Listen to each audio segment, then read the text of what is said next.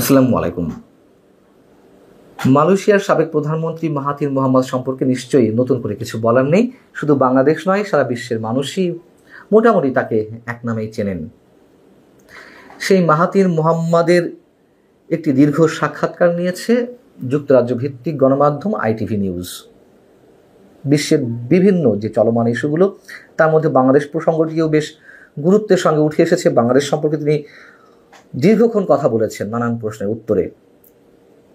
বিশেষ করে গত এক বছরে বাংলাদেশের যে রাজনৈতিকভাবে নাটকীয় পরিবর্তন চলছে সে বিষয়ে তিনি কথা বলেছেন। রোহিঙ্গা ইস্যুতে এবং আসিয়ানের সদস্য হওয়ার জন্য বাংলাদেশ যে চেষ্টা করছে সে বিষয়ে তিনি কথা বলেছেন। তবে রাজনৈতিক বিষয়ে কথা বলতে গিয়ে তিনি যে বক্তব্য দিয়েছেন, যে উত্তর দিয়েছেন, তার মধ্যে মোটামুটি দুটি বিষয় গুরুত্বের সঙ্গে আমাদের সামনে উপস্থিত হতে পারে। একটি হচ্ছে আমাদের প্রধান উপদেষ্টা ডক্টর মোহাম্মদ ইউনূস সম্পর্কে তিনি যে মন্তব্য করেছেন, তার মধ্য দিয়ে তার ডক্টর মোহাম্মদ ইউনূসের যোগ্যতা কিংবা সীমাবদ্ধতার বিষয়েও মোটামুটি তার ধারণা স্পষ্ট হতে পারে। আরেকটি হচ্ছে সাবেক প্রধানমন্ত্রী শেখ হাসিনা বা আওয়ামী লীগ সম্পর্কে প্রশ্ন করার ক্ষেত্রে তিনি বেশ দার্শনিক স্টাইলে উত্তর দিয়েছেন। কেন সরাসরি মন্তব্য করলেন না, সেই বিষয়ে আমরা নিজেদের মধ্যে উত্তর পেতে পারি যদি তার বক্তব্যটি হুবহু তার আপনাদের সামনে উপস্থাপন করা যায়। ডক্টর মোহাম্মদ ইউনূস সম্পর্কে মন্তব্য করতে গিয়ে তিনি বলছেন তিনি নিঃসন্দেহে একজন ভালো মানুষ, বড় মাপের মানুষ। তিনি নোবেল পুরস্কার পাওয়ার যোগ্য, তার কারণ তিনি দীর্ঘদিন দরিদ্র মানুষের জন্য কাজ করেছেন। এটি তার দেখার জায়গা থেকে তিনি বলেছেন। কিন্তু তিনি বলছেন ডক্টর মোহাম্মদ ইউনূস কিন্তু পলিটিশিয়ান নন, এ বিষয়ে তার কোনো চর্চাও নেই। এবং এই কথা বলার পরপরই তিনি বলছেন বাংলাদেশ এই মুহূর্তে ক্রান্তিকাল অতিক্রম করছে।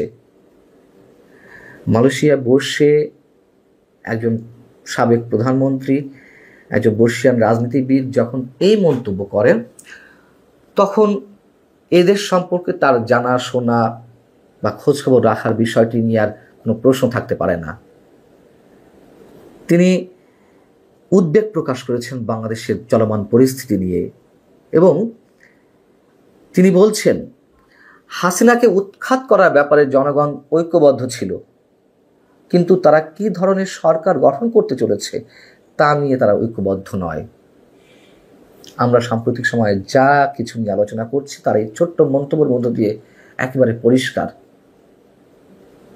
ডক্টর মোহাম্মদ ইউনূস দাবি করছেন বিভিন্ন আন্তর্জাতিক গণমাধ্যমে সাক্ষাৎকার দেওয়ার সময় তিনি বলছেন যে তিনি বাংলাদেশের মানুষকে ইউনাইটেড করার চেষ্টা করছেন, কিন্তু বাংলাদেশের মানুষ যে কত ভয়ঙ্করভাবে বিভক্তির মধ্যে চলে গেছে সেটা তো আমরা বুঝতে পারছি। মাহাথির মোহাম্মদ বলছেন প্রত্যেকে চায় তার নিজস্ব ধারণার সমগ্র দেশ গ্রহণ করুক, অর্থাৎ বাংলাদেশের রাজনীতিবিদদের ক্ষেত্রে বা রাজনৈতিক দলের ক্ষেত্রে তিনি মন্তব্য করছেন। এবং এটি একটি প্রধানতম সমস্যা, গুরুতর সমস্যা।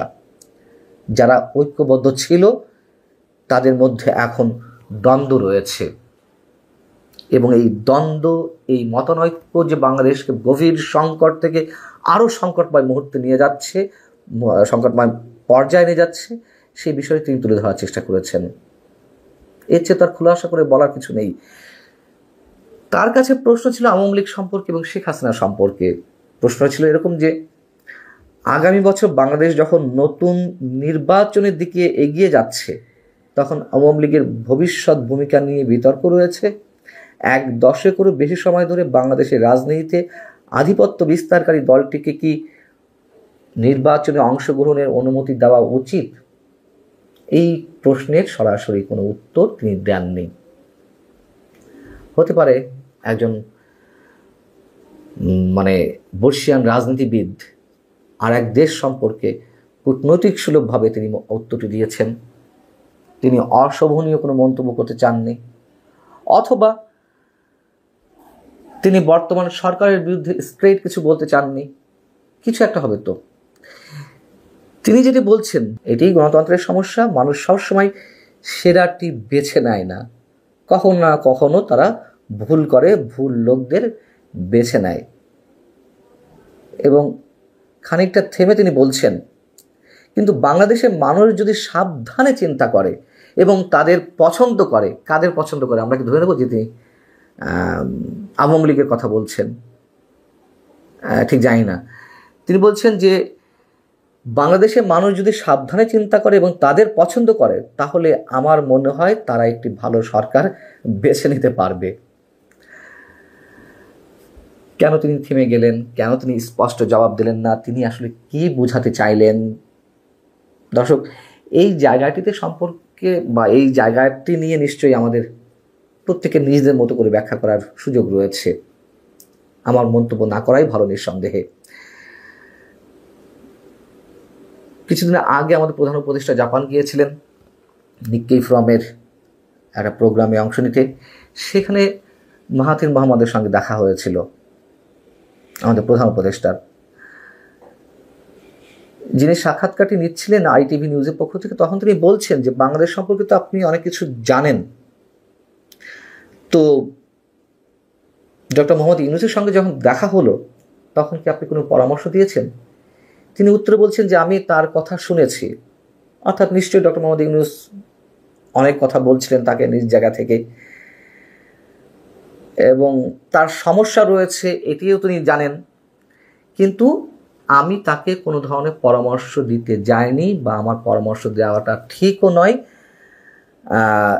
এবং আমি নিজেকে তেমনটা মনে করি না যে বাংলাদেশের শাসন ব্যবস্থা কোন দিকে নিয়ে যাওয়া উচিত।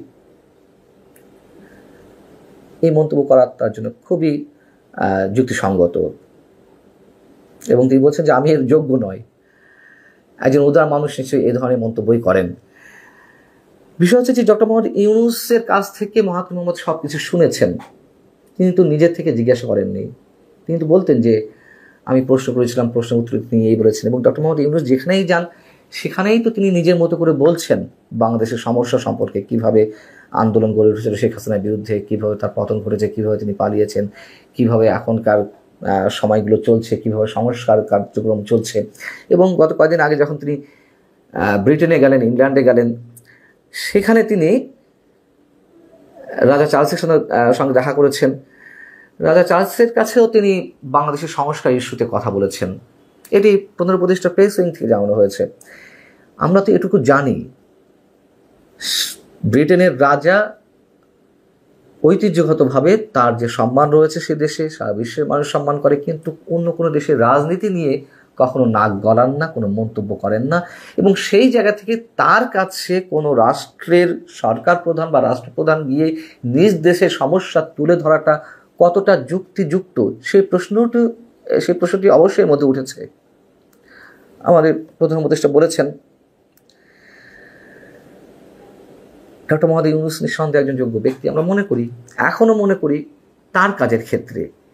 কিন্তু তিনি সরকার প্রধান হওয়ার পরে যে মন্তব্যগুলো করছেন, বিশেষ করে চ্যাথাম হাউসে, লন্ডনের চ্যাথাম হাউসে দুর্নীতি বিষয়ে প্রশ্ন করতে গিয়ে তিনি বাংলাদেশের সমগ্র মানুষকে, সমগ্র দেশবাসীকে দুর্নীতিগ্রস্ত হিসেবে তুলে ধরলেন। বাংলাদেশের মানুষ টাকা খেয়ে ভোট দেয়, মানে তিনি খুব সরলীকরণ করে ফেললেন সব কিছু। এগুলো বাংলাদেশের ভাবমূর্তিটা কোথায় নিয়ে দাঁড় করায়? ভালো থাকুন সবাই, আল্লাহ হাফেজ।